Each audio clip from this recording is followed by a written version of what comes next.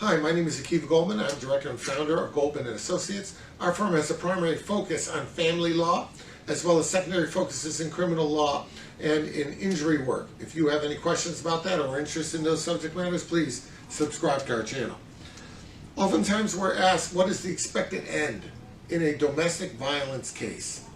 Well, you know, a lot of cases are very fact specific. Some of them end one way and some of them another way. But I will tell you this. In most domestic violence cases that involve a husband and wife, the vast majority of those cases are going to end with the case being dismissed. Because the common scenario is husband and wife are having a squabble of some sort.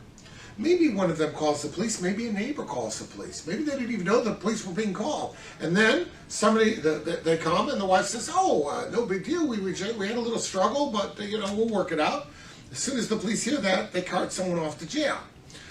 They believe that if the fight results in some sort of tussling, that is an assault and battery, that is not something that they can ignore, and in most cases, they're going to make an arrest, and it may well be the husband.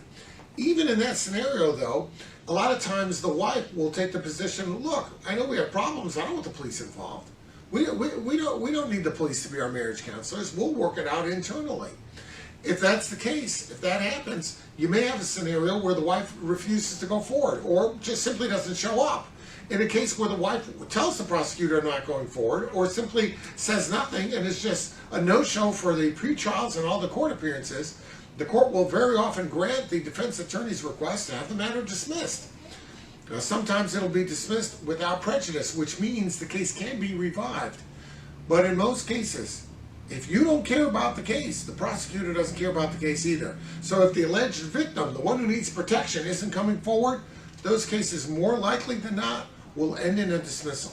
If you have any questions about that or are facing a domestic violence case, please call today for guidance and assistance in that regard.